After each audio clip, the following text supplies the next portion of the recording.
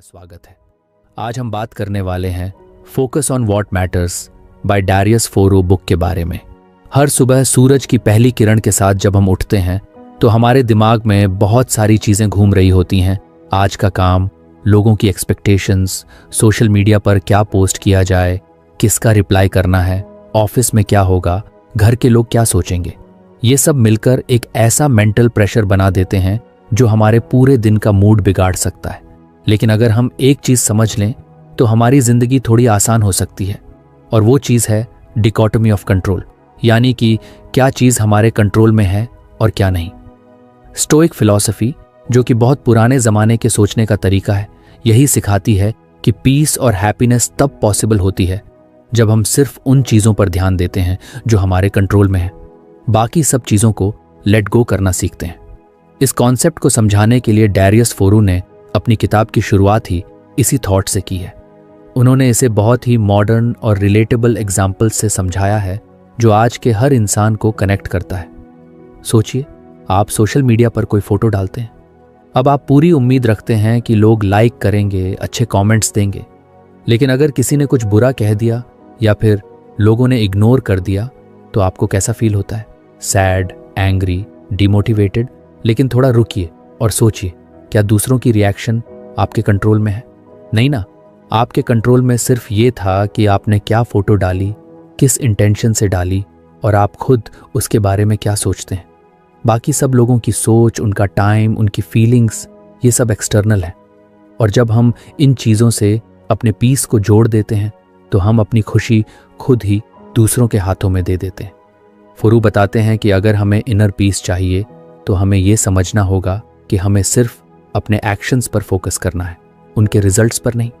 मतलब अगर आप किसी जॉब इंटरव्यू के लिए प्रिपरेशन कर रहे हैं तो आपका फोकस सिर्फ इस बात पर होना चाहिए कि आपने अच्छे से तैयारी की या नहीं, आपने ऑनेस्टली एफर्ट किया या नहीं, जॉब मिलती है या नहीं वो आपके हाथ में नहीं है।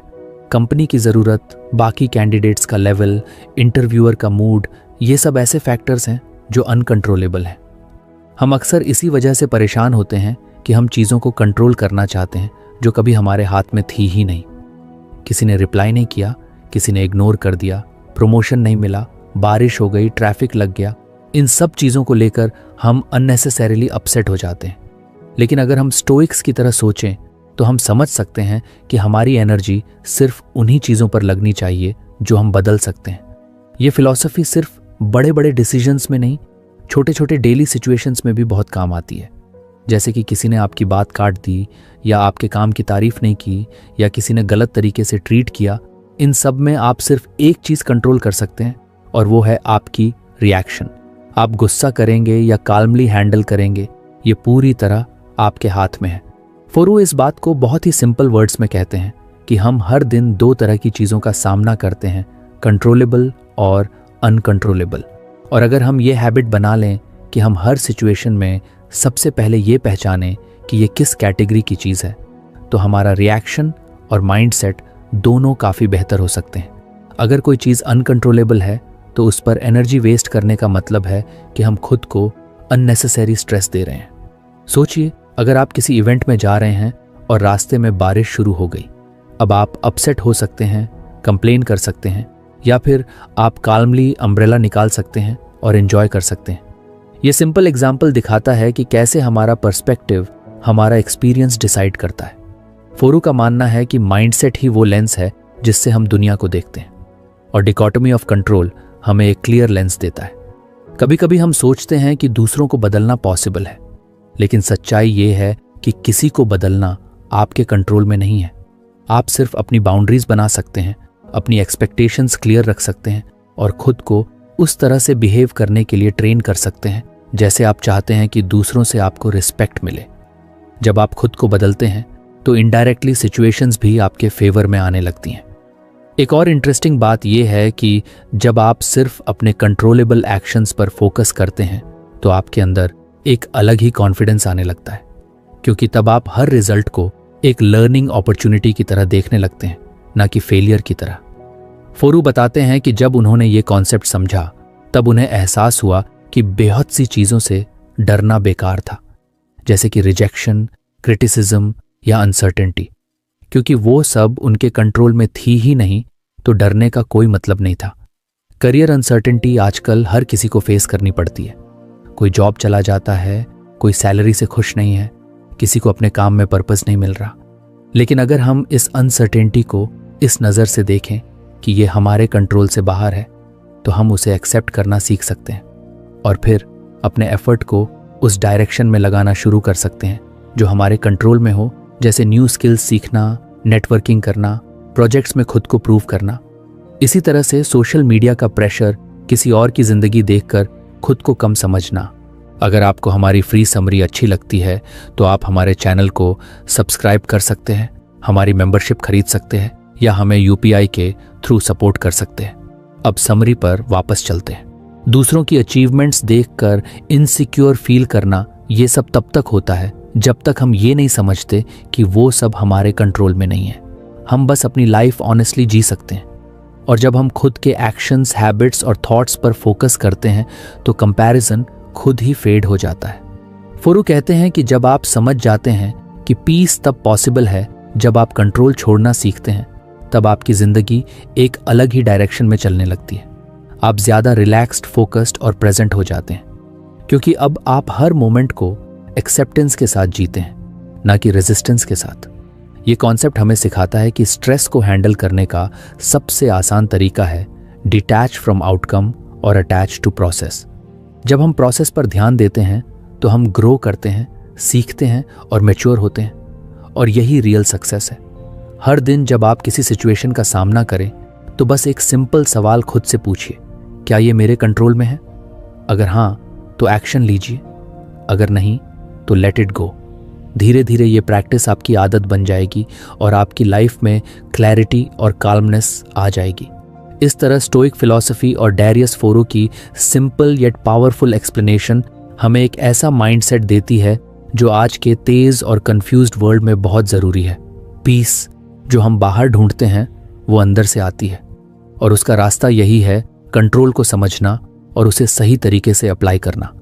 अगर आप ये फिलॉसफी अपनाते हैं तो शायद प्रॉब्लम्स खत्म नहीं होंगी, लेकिन उनका असर जरूर कम हो जाएगा। और यही तो हम सब चाहते हैं, एक पीसफुल, क्लियर और फुलफिलिंग लाइफ। जब हम जिंदगी के बारे में गहराई से सोचते हैं तो हमें एहसास होता है कि बहुत सारी परेशानियां हमारे बाहर नहीं, हमारे अंदर से आती हैं। हम खुद को लेकर बहुत कुछ सोचते हैं, बार बार सोचते हैं, डरते हैं, खुद को प्रूव करने की कोशिश करते हैं, लोगों से वैलिडेशन मांगते हैं और फिर भी खुद से कभी खुश नहीं हो पाते। इन्हीं इमोशंस और थॉट्स को समझने का एक तरीका है स्लो डाउन करना, बैठकर अपने मन से बात करना, यानी एक तरह का सेल्फ मेडिटेशन। और यही काम करती हैं वो चिट्ठियां, हर एक लेटर जैसे एक छोटा सा मेडिटेशन हो। इस किताब में हर लेटर 2 से 4 पेज की होती है, लेकिन उसके अंदर जो बात कही जाती है वो सीधे दिल और दिमाग तक पहुंचती है। हर लेटर किसी एक खास थीम पर बेस्ड होती है, जैसे fear, overthinking, comparison, chasing validation या फिर लेटिंग गो। और क्योंकि ये छोटी छोटी रिफ्लेक्शंस होती हैं, इसलिए इन्हें पढ़ना आसान होता है और बार बार पढ़ने का मन करता है। ऐसा लगता है जैसे कोई अपना दोस्त हमें समझा रहा हो, या शायद हम खुद अपने दिल की बातों को कागज पर पढ़ रहे हों। हर लेटर एक सवाल उठाती है और फिर धीरे धीरे उस सवाल का जवाब ढूंढती है, लेकिन वो जवाब हमें खुद के अंदर ही मिलता है। जैसे कि एक लेटर में फियर की बात होती है। हम सभी किसी ना किसी डर से जूझ रहे होते हैं, कभी फेलियर का डर, कभी रिजेक्शन का, कभी अकेले रह जाने का। लेकिन इस लेटर में बताया गया है कि डर को अवॉइड करने से ज्यादा इंपॉर्टेंट है उसको समझना और उसका सामना करना। ये डर हमें कुछ सिखाने आया है, ना कि हमें रोकने। जब हम डर के साथ बैठते हैं, उसे पूछते हैं कि तू मुझे क्या दिखाना चाहता है, तो हमें क्लैरिटी मिलने लगती है। फिर एक दूसरी लेटर में ओवरथिंकिंग की बात होती है। ये बहुत रिलेटेबल है, क्योंकि हम सब किसी ना किसी बात को बार बार सोचते हैं। किसी ने कुछ कह दिया, कोई सिचुएशन वैसी नहीं रही जैसी हमने सोची थी, या फिर हम फ्यूचर को लेकर एंग्शियस हो जाते हैं। ये लेटर हमें सिखाती है कि सोचते रहना सॉल्यूशन नहीं लाता, बल्कि और कंफ्यूजन क्रिएट करता है। जब हम ओवरथिंकिंग में फंस जाते हैं तो हम प्रेजेंट मोमेंट से डिस्कनेक्ट हो जाते हैं। ये लेटर हमें ग्राउंडेड होने का तरीका सिखाती है। ब्रीथ करो, पॉज करो और ट्रस्ट करो कि जो होना है वो होगा। हर चीज़ को बार बार एनालाइज करने की ज़रूरत नहीं होती। एक और पावरफुल लेटर होती है वैलिडेशन के बारे में। हम सब किसी ना किसी तरह से लोगों से अप्रूवल चाहते हैं, चाहे वो सोशल मीडिया पर लाइक्स हों या रियल लाइफ में तारीफें। हम अपनी वर्थ को दूसरों के रिएक्शन से मेजर करने लगते हैं। लेकिन ये लेटर एक जेंटल रिमाइंडर देती है कि हमारी वैल्यू पहले से है, हमें उसे साबित करने की ज़रूरत नहीं है। जब हम दूसरों की नज़रों में परफेक्ट बनने की कोशिश करते हैं तो हम खुद से दूर हो जाते हैं। लेकिन जब हम खुद से जुड़ते हैं तो वैलिडेशन की ज़रूरत धीरे धीरे कम होने लगती है। ये लेटर पढ़कर ऐसा लगता है जैसे किसी ने हमारे दिल की बात कह दी हो। इन लेटर्स की सबसे खूबसूरत बात यह है कि ये बहुत सिंपल भाषा में लिखी गई है। ऐसा नहीं लगता कि कोई बहुत हैवी फिलॉसफी पढ़ रहे हैं, बल्कि ऐसा लगता है जैसे एक दोस्त ने हमें एक ऑनेस्ट चिट्ठी लिखी है जो हमें सच के थोड़े करीब ले जा रही है। हर लाइन में एक ऑनेस्टी होती है, एक सॉफ्टनेस होती है, और शायद इसीलिए ये लेटर्स इतनी कनेक्ट करती हैं। हर लेटर के बाद मन करता है कि थोड़ा रुकें, सोचें और उस थॉट को अपने अंदर अब्जॉर्ब करें। ये लेटर्स कोई क्विक फिक्स या मोटिवेशन स्पीच नहीं है। ये धीरे धीरे असर करती हैं, जैसे हल्की बारिश जमीन को गहराई तक भिगो देती है। इन्हें पढ़ते हुए लगता है कि हमें हर आंसर अभी नहीं चाहिए, बस हमें ये जानना है कि हम अकेले नहीं हैं और हम धीरे धीरे ग्रो कर सकते हैं। इस फॉर्मेट की एक खास बात यह है कि ये रिपीटेबल है। आप आज कोई लेटर पढ़ें, फिर एक हफ्ते बाद दोबारा उसी लेटर को पढ़ें तो उसका मीनिंग और भी गहरा लगता है, क्योंकि हर बार हम किसी न्यू थॉट या फीलिंग के साथ उस लेटर को देखते हैं। जैसे कि मेडिटेशन में हम रोज वही ब्रेथ ऑब्जर्व करते हैं, लेकिन हर दिन उसका एक्सपीरियंस अलग होता है, वैसे ही ये लेटर्स भी हर बार नए मीनिंग ले आती हैं। इन चिट्ठियों को पढ़ना एक तरह से खुद के साथ कॉन्वर्सेशन करने जैसा है।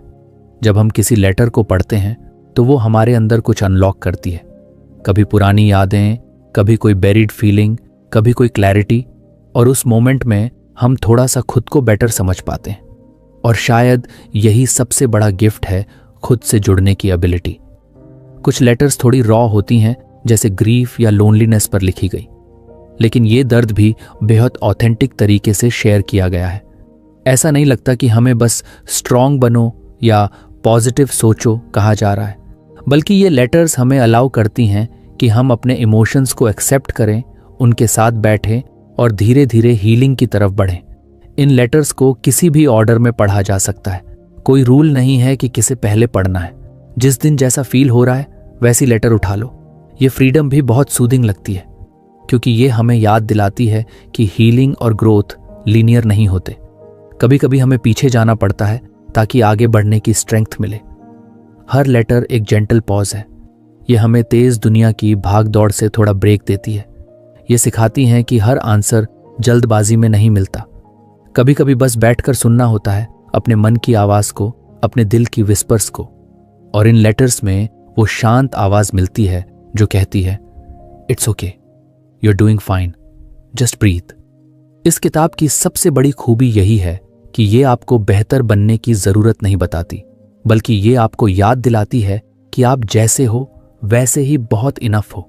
इसमें कोई परफॉर्मेंस नहीं है, कोई जजमेंट नहीं है, सिर्फ एक्सेप्टेंस है। और शायद आज की दुनिया में ये सबसे ज्यादा जरूरी है। हर लेटर एक गिफ्ट है, माइंड के लिए, हार्ट के लिए और सोल के लिए। और जब आप इसे पढ़ते हैं तो ये एक्सपीरियंस सिर्फ एक किताब पढ़ने का नहीं होता, बल्कि एक जर्नी का होता है। ऐसी जर्नी जो बाहर की नहीं, अंदर की होती है। और यही जर्नी सबसे खूबसूरत होती है। अगर आप कभी कंफ्यूज्ड महसूस कर रहे हो, लो फील कर रहे हो, या बस खुद के साथ थोड़ा वक्त बिताना चाहते हो, तो इन लेटर्स की तरफ लौट आइए। ये आपको धीरे धीरे उस वर्जन की ओर ले जाएंगी जो आप हमेशा से थे, बस भूल गए थे। और हर बार आपको याद दिलाएंगी कि क्लैरिटी, पीस और सेल्फ लव बाहर नहीं, आपके ही अंदर है। आज की दुनिया में हम सबको एक चीज लगातार खींच रही है, डिस्ट्रैक्शन। हर तरफ से नोटिफिकेशंस आ रही हैं, हर पल कुछ ना कुछ नया दिख रहा है और हमारा माइंड एक जगह टिक ही नहीं पाता। हम कुछ करने बैठते हैं और कुछ ही मिनट में फोन उठाते हैं, स्क्रॉल करते हैं, फिर भूल जाते हैं कि असल में करना क्या था। यही है वो डिजिटल नॉइज जिसके बारे में डैरियस फोरू बात करते हैं। उनके मुताबिक ये नॉइज बस आवाज नहीं है, ये हमारी क्लैरिटी, फोकस और अल्टीमेटली हमारी जिंदगी को क्वाइटली खा रही है। फोरू कहते हैं कि हमारी अटेंशन सबसे कीमती चीज़ है। ये कोई ओवर स्टेटमेंट नहीं है, क्योंकि जो भी हम अचीव करते हैं वो हमारी अटेंशन के यूज़ पर ही डिपेंड करता है। चाहे वो लर्निंग हो, रिलेशनशिप्स हो, करियर गोल्स हो या सेल्फ ग्रोथ, हर चीज़ के लिए सबसे पहले हमें अपना ध्यान देना होता है। लेकिन जब ध्यान ही बंटा हुआ हो, जब हर 2 मिनट में हम किसी दूसरे टैब पर चले जाते हैं, जब हर बीप पर हमारा माइंड वॉन्डर कर जाता है, तो हम किसी भी चीज़ में गहराई से कनेक्ट नहीं हो पाते। सोचो, जब हम किसी दोस्त से बात कर रहे होते हैं और बीच में फ़ोन चेक करते हैं, तो ना हम उस दोस्त को पूरी तरह सुन पा रहे होते हैं और ना ही उस कनेक्शन को ट्रूली महसूस कर पाते हैं। वैसे ही जब हम कोई किताब पढ़ रहे होते हैं या कोई काम कर रहे होते हैं और माइंड बार बार किसी दूसरे थॉट या अलर्ट की तरफ भाग रहा होता है, तो वो मोमेंट धीरे धीरे खो जाता है।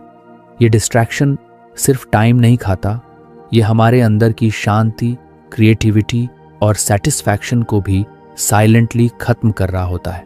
फोरू इस बात पर जोर देते हैं कि हमें अपनी अटेंशन को प्रोटेक्ट करना आना चाहिए। जैसे हम पैसे बचाते हैं, वैल्यूबल्स को लॉक में रखते हैं, वैसे ही हमें अपने ध्यान को भी कॉन्शियसली गार्ड करना चाहिए। वो कहते हैं कि आज की दुनिया में अटेंशन ही असली करेंसी है और हर प्लेटफॉर्म, हर ब्रांड इसी के पीछे पड़ा है।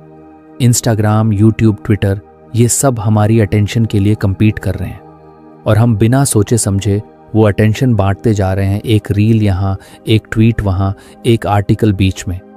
धीरे धीरे हमारा माइंड शैलो हो जाता है। हम सब कुछ जानने की कोशिश करते हैं, लेकिन कुछ भी गहराई से नहीं समझ पाते। इस डिजिटल डिस्ट्रैक्शन की कॉस्ट बहुत सटल होती है, इसलिए हम उसे तुरंत महसूस नहीं करते। लेकिन जब दिन खत्म होता है और हम सोचते हैं कि हमने क्या किया, तो लगता है कि कुछ भी पूरा नहीं हुआ। और यही सबसे बड़ा नुकसान है, half done work, scattered thoughts और परपेचुअल डिससैटिस्फैक्शन। फोरू कहते हैं कि इस साइकिल को तोड़ने का पहला स्टेप है अवेयरनेस। हमें यह समझना होगा कि क्या डिस्ट्रैक्ट कर रहा है और क्यों। एक पावरफुल पॉइंट जो वो बताते हैं वो है, डिस्ट्रैक्शन की जड़ बोर्डम नहीं बल्कि डिस्कम्फर्ट है। हम अनकंफर्टेबल इमोशन से बचने के लिए डिस्ट्रैक्शन की तरफ भागते हैं। जब कोई टास्क बोरिंग लगने लगता है, या जब हम एंग्शियस फील करते हैं, या जब कोई कॉन्वर्सेशन हमें इमोशनली चैलेंज करती है, हम फ़ोन उठा लेते हैं, फीड स्क्रॉल करने लगते हैं। वो टेम्पररी एस्केप हमें अच्छा फील कराता है, लेकिन लॉन्ग टर्म में वो हमारी कैपेसिटी को कमज़ोर करता है। फोरू सजेस्ट करते हैं कि हमें अपने दिन को ऐसा डिज़ाइन करना चाहिए जहां हमारी अटेंशन सेफ रहे। इसका मतलब है कि हमें इंटेंशनल बनना पड़ेगा। क्या देखना है, कब देखना है और कितना देखना है, ये डिसाइड करना होगा। हर बार फ़ोन पर हाथ जाने से पहले खुद से पूछो, क्या ये ज़रूरी है? क्या ये मेरे गोल को सपोर्ट करता है? क्या ये मुझे क्लियर करता है या और कंफ्यूज करता है? वो मॉर्निंग रूटीन्स के बारे में भी बात करते हैं, कैसे दिन की शुरुआत का तरीका पूरे दिन की टोन सेट करता है। अगर हम उठते ही फ़ोन देखने लगते हैं, नोटिफिकेशंस चेक करते हैं, तो हमारा माइंड रिएक्टिव मोड में चला जाता है।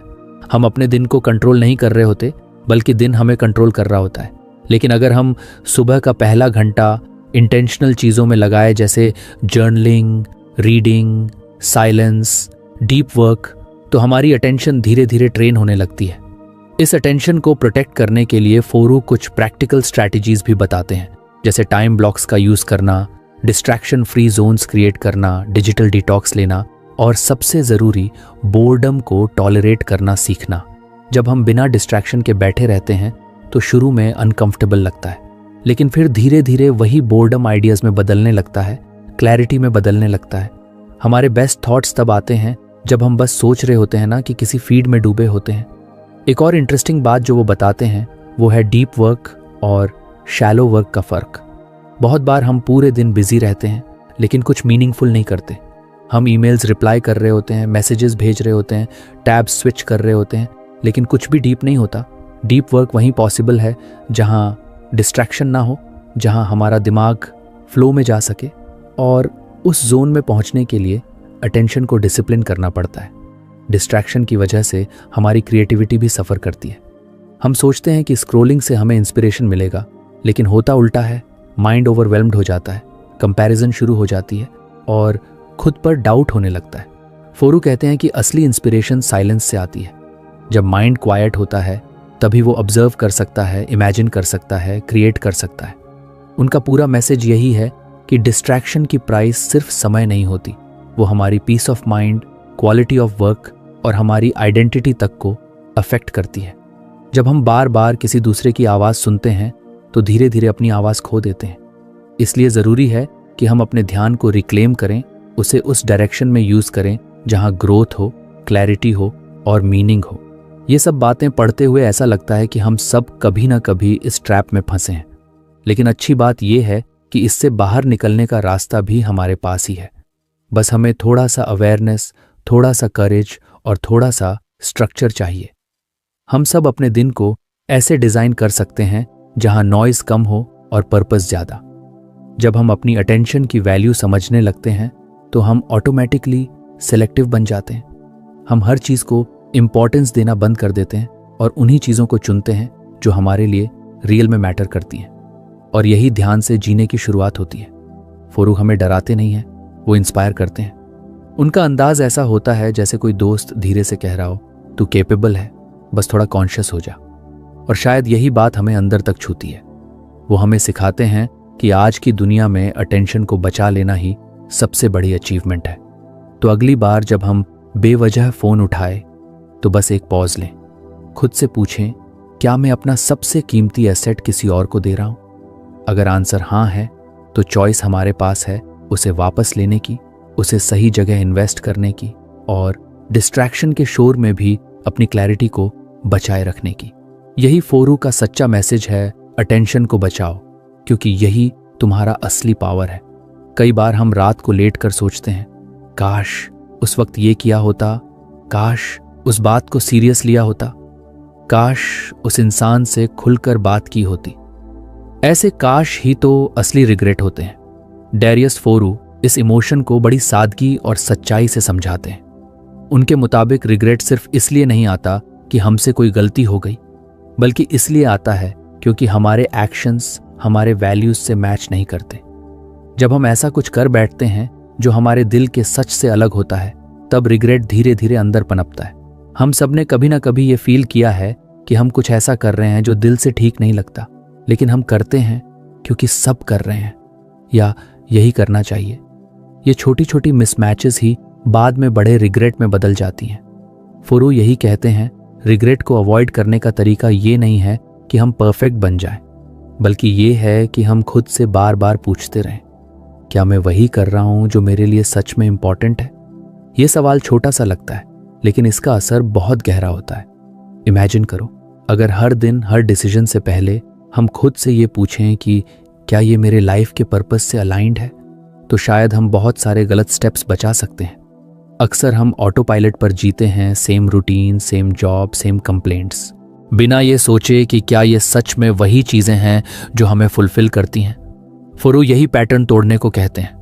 वो बताते हैं कि रिग्रेट सिर्फ पास्ट का पछतावा नहीं है, ये एक सिग्नल है। जब हमें किसी चॉइस पर रिग्रेट होता है तो वो हमारे अंदर के किसी इग्नोर्ड ट्रूथ की तरफ इशारा कर रहा होता है। जैसे अगर किसी जॉब को लेकर रिग्रेट हो तो शायद वो जॉब हमारे पैशन या वैल्यूज से मेल नहीं खा रही थी। अगर किसी रिलेशनशिप को लेकर पछतावा हो तो शायद हमने अपने इमोशंस को ऑनेस्टली एक्सप्रेस नहीं किया था। रिग्रेट एक फीडबैक है, एक मिरर जो दिखाता है कि हमने कहाँ खुद से समझौता किया। अब सोचो, अगर हम ये समझ जाएं कि रिग्रेट अवॉइड करने का तरीका यही है कि हम अलाइंड रहें, यानी जो सोचें वो बोलें और जो बोलें वही करें, तो लाइफ में क्लैरिटी खुद ब खुद आने लगती है। फोरू हमें इनकरेज करते हैं कि हम प्रोएक्टिव बने, यानी पहले से सोचें और डिसाइड करें कि हमारे लिए क्या इंपॉर्टेंट है। सिर्फ तब हम वैल्यूज बेस्ड डिसीजंस ले पाएंगे। वैल्यूज का मतलब सिर्फ बड़े बड़े वर्ड्स नहीं है, ऑनेस्टी, काइंडनेस, ग्रोथ, करेज, बल्कि वो चीज़ें हैं जो हमारी जिंदगी को मीनिंग देती हैं।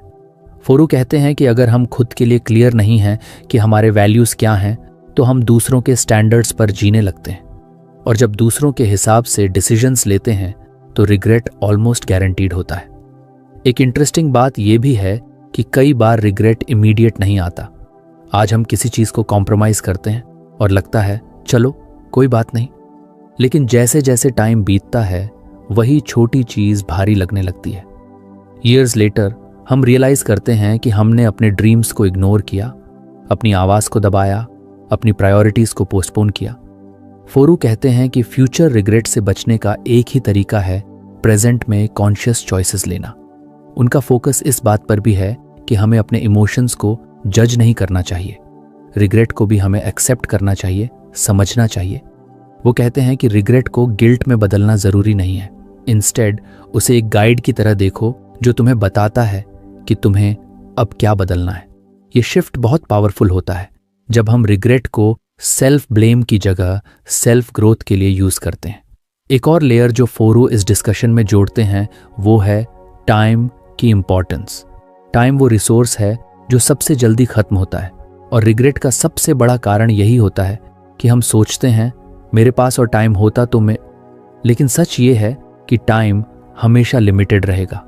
इसलिए हमें आज ही ये क्लैरिटी चाहिए कि हम अपना समय कहाँ इन्वेस्ट कर रहे हैं। क्या वो काम जो हम रोज कर रहे हैं वो हमारे फ्यूचर सेल्फ को प्राउड फील कराएगा? यहाँ पर फोरू बार बार ये अर्ज करते हैं कि अपने एक्शंस को कॉन्शियसली ऑब्जर्व करो। क्या हम अपने लाइफ डिसीजंस अपने डर से ड्रिवन होकर ले रहे हैं या अपनी वैल्यूज से? क्या हम वैलिडेशन के लिए किसी और की लाइफ जी रहे हैं या अपनी सच्ची इच्छाओं को फॉलो कर रहे हैं? जब हम खुद से ये सवाल पूछते हैं तो धीरे धीरे हमारी चॉइसेस क्लियर होने लगती हैं। अब ये मत समझो कि फोरू किसी आइडियलिस्टिक वर्ल्ड की बात कर रहे हैं जहां कोई प्रॉब्लम नहीं होती। वो खुद कहते हैं कि रियल वर्ल्ड में कभी कभी हमें कॉम्प्रोमाइज करना ही पड़ता है, लेकिन ये समझना जरूरी है कि वो कॉम्प्रोमाइज हमारे किस वैल्यू से कॉन्फ्लिक्ट करता है। अगर हमें समझ है तो रिग्रेट नहीं होता क्योंकि हमने कॉन्शियस डिसीजन लिया होता है। कई बार हम सोचते हैं कि रिग्रेट से बचना है तो बस रिस्क मत लो, लेकिन फोरू इसे गलत मानते हैं।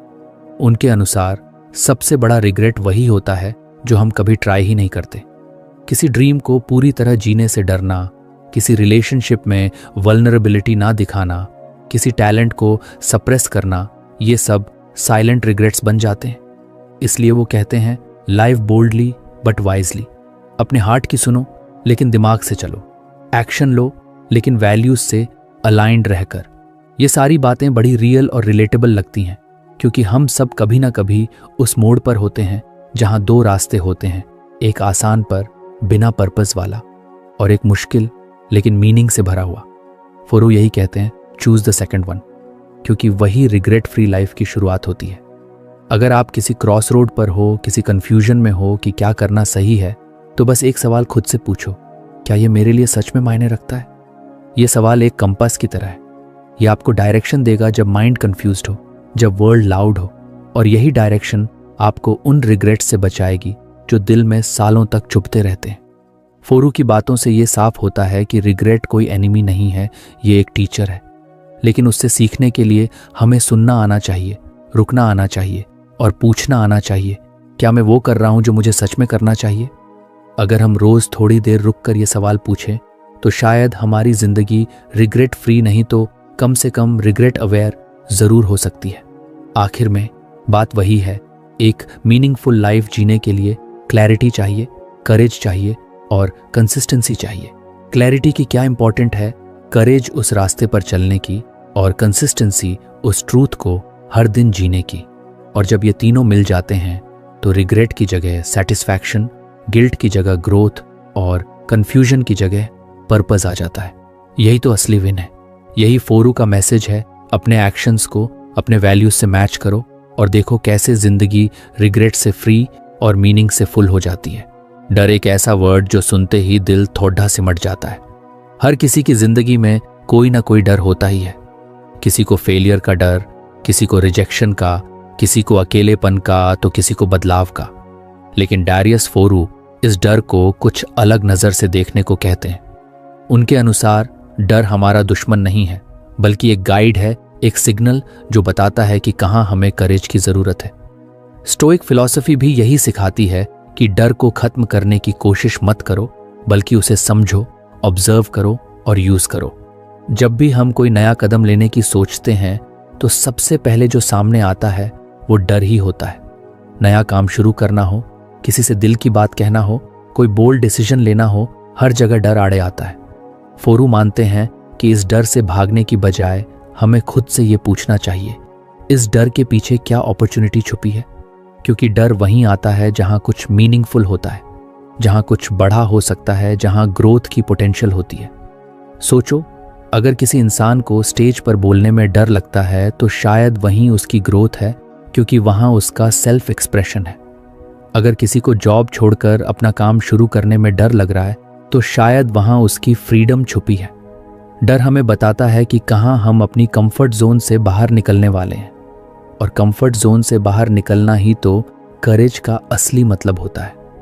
फोरू इस बात पर जोर देते हैं कि डर को सप्रेस करने की जरूरत नहीं है। स्टोइसिज्म का नजरिया ये नहीं है कि मैं फियरलेस बन जाऊं, बल्कि ये है कि मैं डर को फेस करूं और फिर भी सही काम करूं। स्टोइक्स मानते हैं कि फियर एक नेचुरल इमोशन है। ये हमें अलर्ट करता है, प्रिपेयर करता है, लेकिन ये हमें रोकना नहीं चाहिए। बल्कि जब डर आता है तो वो एक सिग्नल है कि अभी हमें थोड़ी एक्स्ट्रा स्ट्रेंथ, थोड़ी एक्स्ट्रा क्लैरिटी और थोड़ी एक्स्ट्रा फेथ की ज़रूरत है। कई बार हम डर को ओवरथिंक करके बहुत बड़ा बना देते हैं। हम खुद को फ्यूचर के ऐसे सिनारियोज दिखाने लगते हैं जो अभी एग्जिस्ट भी नहीं करते। फोरू कहते हैं कि ज़्यादातर डर इमेजिनेशन से आते हैं, रियलिटी से नहीं। और जब हम ये रिकग्नाइज कर लेते हैं कि डर सिर्फ हमारे माइंड में बना हुआ एक थॉट है, तो उस पर पावर कम होने लगती है।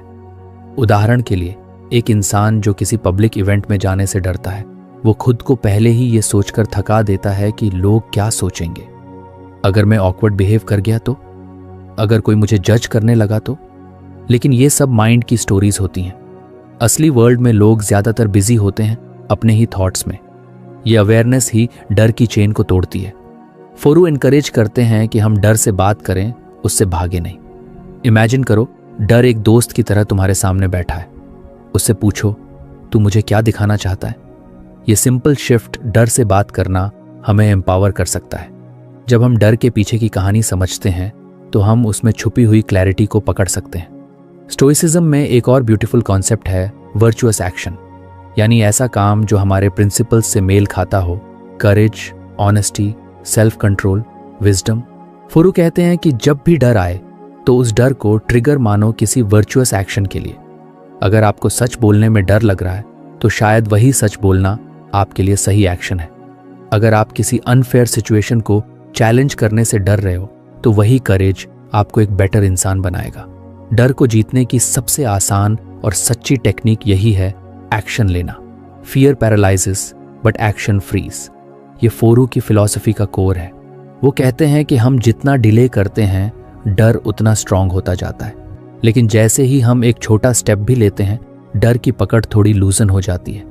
और यही छोटे स्टेप्स हमें लॉन्ग रन में फियरलेस नहीं बल्कि करेजफुल बनाते हैं। ये फर्क समझना जरूरी है। फियरलेस बनना मतलब डर ना होना, लेकिन करेजफुल बनना मतलब डर होते हुए भी आगे बढ़ना। फोरू यही सिखाते हैं कि ग्रेटनेस की जर्नी पर डर आना नॉर्मल है, बल्कि जरूरी है। अगर डर नहीं आएगा तो शायद वो रास्ता ही छोटा है। एक और पावरफुल पॉइंट जो फोरू बताते हैं वो ये है कि हमें अपने डर को कैटेगराइज करना चाहिए। हर डर इक्वल नहीं होता। कुछ डर लॉजिकल होते हैं, जैसे फायर से डरना या किसी हादसे से बचना, लेकिन कुछ डर प्योरली साइकोलॉजिकल होते हैं, जैसे किसी की ओपिनियन से डरना या फेलियर की कल्पना से डरना। स्टोइक माइंडसेट सिखाता है कि पहले इन दो तरह के डर में फर्क करो, फिर जहां लॉजिकल डर है वहां सेफ्टी रखो, और जहां साइकोलॉजिकल डर है वहां सेल्फ अवेयरनेस और रिफ्लेक्शन से आगे बढ़ो। डर हमें स्लो कर सकता है, लेकिन अगर हम उसे अंडरस्टैंड करें तो वही डर हमें सही डायरेक्शन में पुश भी कर सकता है। फोरू ये भी सजेस्ट करते हैं कि आप डर का एक जर्नल रखो। जब भी कोई डर सताए उसे लिखो, क्या डर है, क्यों है और उससे जुड़ी रियलिटी क्या है। ये प्रोसेस क्लैरिटी देता है और कई बार डर की इंटेंसिटी को आधा कर देता है। एक और आइडिया जो बहुत ब्यूटीफुल है वो ये कि डर की वजह से रिग्रेट मत पालो। सोचो, अगर आप किसी काम को सिर्फ इसलिए ना करें क्योंकि डर लग रहा है और बाद में आपको उस डिसीजन पर रिग्रेट हो जाए तो वो डर कितना महंगा साबित हुआ। फोरू कहते हैं कि शॉर्ट टर्म फियर से ज्यादा डेंजरस है लॉन्ग टर्म रिग्रेट। इसलिए टेम्परेरी डिस्कम्फर्ट से मत डरो, वो आपको हमेशा के लिए स्ट्रॉन्गर बना सकता है। तो फ्रेंड्स, ये थी हमारी आज की बुक समरी। आपको कैसी लगी कमेंट करके ज़रूर बताएं, और धन्यवाद आपका समरी एंड तक सुनने के लिए।